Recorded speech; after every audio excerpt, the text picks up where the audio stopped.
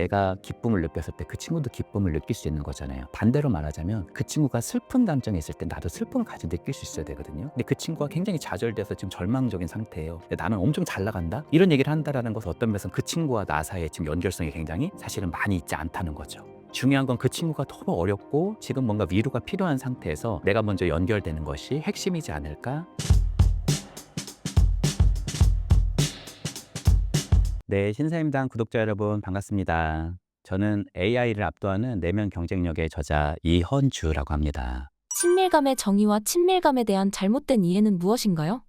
사실 우리 구독자분들 중에 카톡을 한번 보면 1000명 이상 카톡 친구가 있는 분들이 아마 꽤 많으실 겁니다. 그중에서 여러분들이 한번 스스로 한번 질문을 해보시면 좋을 것 같아요. 매우 친하고 가까운 사람은 그중에 누가 있지? 이런 부분 한번 검토해 보는 거죠. 바로 이 친밀감의 정의가 매우 가깝고 내가 그만큼 친밀하다고 느끼는 정도, 이게 바로 친밀감이다. 이렇게 여러분에게 좀 말씀드릴 수 있을 것 같아요. 근데 그 수가 그렇게 생각보다 많지 않습니다. 예를 들어서 내가 정말 친밀하다고 느끼는 사람은 보통 10명 정도? 이 정도면 꽤 많은 거다. 이렇게 말씀드릴 수 있을 것 같아요. 그러면 친밀감에는 뭐가 있을까요? 저는 크게 한 3가지 정도를 얘기해 보고 싶은데요. 첫 번째는 이렇게 서로 이렇게 만나면 이 친구도 나를 굉장히 이해하고 있다. 이 친구도 내 감정을 조금 알고 있다. 이런 느낌을 좀 많이 받을 수 있고요. 두 번째는 서로가 어느 정도 감정적으로 이렇게 연결되어 있다는 느낌을 좀 받아요. 예를 들자면 내가 기쁠 때 이 친구한테 나누면 이 친구도 그것에 대해서 그 기쁨의 맥락을 알고 함께 기뻐할 수 있기도 하고요. 또 내가 굉장히 슬플 때 혹은 불안할 때 내 감정을 이렇게 얘기하면 그 친구도 그것에 대해서 굉장히 같은 슬픔이나 불안을 느끼고 있다는 것을 내가 이렇게 느끼는 어떤 과정들, 이런 부분이 굉장히 중요한 포인트라고 생각하고요. 세 번째는 서로가 그렇게 많은 말을 하지 않아도 약간 이 친구하고 있으면 신뢰감 같은 게 이게 드는 사람들이 있습니다.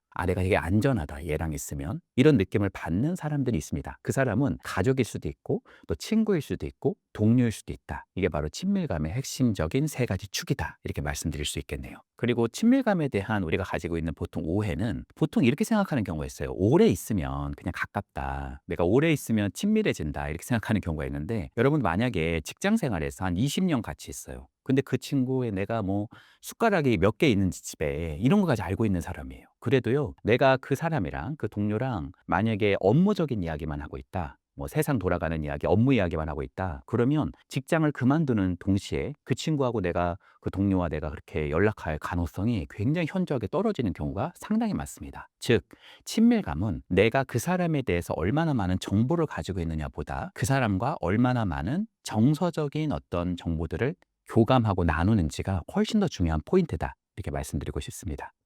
인간관계의 본질과 중요한 이유가 무엇인가요? 사실은 인간은 굉장히 사회적 동물이고 감정적인 동물이거든요. 그러니까 인간은 항상 늘 연결되기를 바랍니다. 제가 하는 역할이 사람 만나는 역할이잖아요. 근데 제가 이 일을 계속 하면서 제가 느끼는 바가 뭐냐면, 사람이 불안해서 저 마음 챙김 해주세요, 이렇게 해서 저를 만나러 오신 분들이 거의 없다고 생각해요.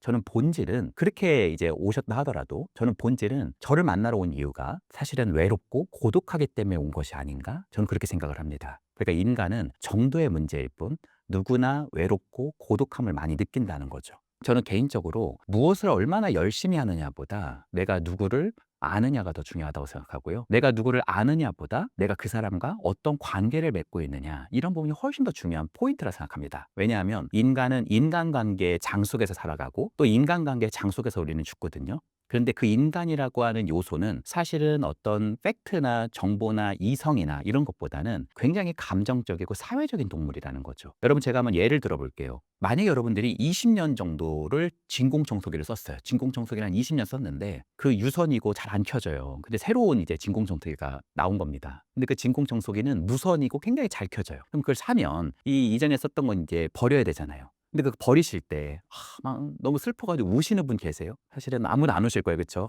얘는 그냥 왜 스티커까지 붙여가지고 버려야 돼? 얘는 어디 무료 나누면 안 되나? 이런 생각을 보통 하실 거란 말이에요. 근데요, 놀랍게도 여러분들의 부모님이 만약에 여러분들이 원래 갖고 있었던 그런 테디베어 같은 거 있잖아요, 애착 인형. 그거를 쓰레기통에 이렇게 넣어놨어요. 근데 그 쓰레기통에 넣어놓은 애착 인형과 눈이 마주친 거예요. 그럼 어떻게 가요? 엄마, 얘를 왜 버려? 야씨, 엄청 더러워서 씨 버리고 새로운 거 사. 아니야, 나도 하고 그를 꺼내가지고 깨끗하게 닦지 않겠어요? 사실은요, 침대에 데리고 가는 애는 누구예요? 진공청소기 막 껴안고 주무시는 분 안 계시죠? 누구예요? 걔란 말이에요. 그 애착 인형이란 말이에요. 그러니까 이게 사실 놀라운 거예요. 진공청소기는 20년 동안 나를 위해서 엄청나게 많은 일을 해줬단 말이에요. 근데 나는 왜 나한테 해준 게 하나도 없는 애착 인형에 더 많은 정서적인 교감을 하느냐는 거예요. 그러니까 저는 여러분들에게 말씀드리고 싶은 건 인간은 기본적으로 나한테 얼마나 많은 일을 해줬냐보다 나와 얼만큼 정서적인 교감을 했느냐에 따라서 훨씬 더 많은 점수를 준다. 이런 포인트를 꼭 기억하셨으면 좋겠습니다. 이게 바로 인간관계의 본질이다. 이렇게 말씀드리고 싶네요. 긍정적인 관계 구축을 위해 꼭 필요한 것은 무엇인가요? 요즘에 이제 우리 구독자분들 중에서 이런 컨텐츠들이 많은 것 같아요. 나르시시스트 혹은 이제 소시오패스 아니면 막 집착형 이런 분들에 대해서 여러분들이 많이 들어보셨을 거예요. 근데 저는 그분들은 좀 그림자가 많으신 분들이죠. 근데 그분들보다도 어떻게 보면 마음은 그런 게 아닌데도 불구하고 그만큼 해를 주는 사람들이 있다고 생각합니다. 그 사람의 특징은 바로 뭐냐면 부정적인 사고방식을 가지고 있는 사람이에요. 사실 감정이라고 하는 것은 전염되는 특징을 가지고 있거든요. 근데 그 사람이 나한테 와서 계속 부정적인 얘기를 해요. 내가 예를 들어서 지금 고등학교 3학년이에요. 근데 막 와가지고 그러는 거예요. 친구가. 야, 씨, 우리는 어차피 이성적으로는 좋은 대학 갈 수가 없어. 근데 우리가 가장 또 수능이 만약에 대박이 나가지고 갔다 해봐야 그 대학 나와봐야 취업도 어려워. 계속 그런 얘기를 하고 있다고 생각해 보세요. 공부할 만한 어떤 동기가 떨어지는 거죠. 근데 그 친구는 그럴 수도 있을 것 같아요. 나는 팩트를 알려주는 거다. 현실 그대로를 말해주는 거다. 그럼 문제 인식이 있어야 되지 않냐. 필요하죠. 근데 지금 고등학교 3학년이라고 하는 촌각을 다루는 상태에서 그런 메시지를 계속 나누는 게 그렇게 사실은 도움이 될까요? 사실 부정적인 사람과 계속 함께하면 내 삶을 바라보는 내 렌즈가 굉장히 좀 회색빛으로 변할 수 있습니다. 그래서 제가 말씀드리고 싶은 건 그 친구가 나쁜 친구가 아니라 하더라도 부정적인 사람과의 관계를 조금은 줄였으면 좋겠어요. 어떤 사람은 부정적인 사람으로만 가득한 사람이 있어요. 여러분 제가 내담자들을 만나서 우울감이나 불안감을 가지고 있는 분들을 이렇게 만나면 항상 제가 하는 질문이 있습니다. 어떤 친구와 어떤 사람과 가까이 지내는지를 항상 물어봐요. 이게 내가 우울하고 불안한 게 내 개인적인 이슈라고 많이 생각하는 경우들이 있는데 사실은 그것도 필요할 수 있겠지만 내 주위에는 어떤 사람이 있지? 이거를 살펴보는 것도 핵심인 것 같아요. 그래서 내 주위에 너무 좀 마이너스만 가득하다. 그러면 그런 사람은 조금은 이렇게 멀리 하시고 혹은 관계 빈도를 조금은 이렇게 좀 줄여 보시고 그 친구에게도 나을 수 있어요. 왜냐면 둘이 앉아서 계속 부정적인 얘기를 하면 그 친구한테도 안 좋을 수 있단 말이에요. 그리고 그 공간이 남잖아요, 조금은. 그러면 그만큼 긍정적이고 지지적인 사람들을 만났으면 좋겠습니다. 제가 말씀드리는 긍정적이고 지지적인 사람이라는 것은 그냥 막 낙천적으로 아이 부정적인 걸 아이 됐어. 그냥 좋은 생각만 하고 살아. 이게 아니에요. 그게 아니라 어려운 점을 분명히 인식하는 동시에 거기 안에서 빛을 발견하려는 사람. 항상 그 안에서도 뭔가 치고 나가려는 도전 의식을 가진 사람. 이런 사람을 여러분 주위에 꼭 두시기를 바랍니다. 곁에 두면 도움이 되는 사람은 어떤 사람인가요? 한번 정리해 보면 좋을 것 같아요. 그러니까 나의 기쁨에 대해서는 함께 웃고 즐거워할 수 있고 또 어떤 면에서는 슬픔에 조용히 머물러 줄 수 있는 사람. 그리고 두 번째는 자신의 삶을 성실하게 살아가는 사람. 그러니까 자신의 삶에 대해서 작은 것을 선택하고 책임지고 그것을 묵묵히 살아가는 사람. 그리고 세 번째는 내가 특별히 막 가면을 쓰지 않아도 이 사람하고 있으면 약간 편안한 느낌을 갖는 사람. 그리고 네 번째는 어려운 이야기도 나한테 솔직하게 좀 말해주는 사람. 예를 들어서 내가 실수할 수 있단 말이에요. 우리 인생을 살다 보면. 그럼 내가 실수를 하거나 혹은 내가 그 친구한테 상처 주는 말을 했을 때 그 친구가 용기 있게 그거를 좀 말해줄 수 있는 사람. 우리는 어떤 이런 사람들과 함께 조금 더 나은 삶의 기지를 마련해 볼 수 있는 토대가 있지 않나 그렇게 생각을 해봅니다.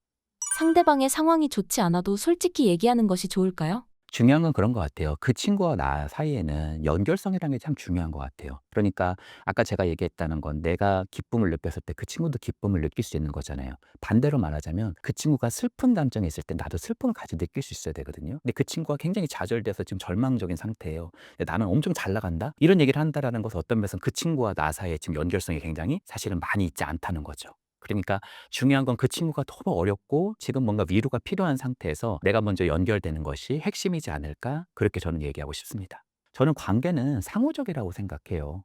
그러니까 결국에는 내가 긍정적인 사람을 만나는 것도 중요하지만 내가 긍정적이고 지지적인 사람이 될 때 내 옆에 있는 사람들도 조금 더 그런 사람으로 변모되지 않나 그렇게 생각을 해봅니다.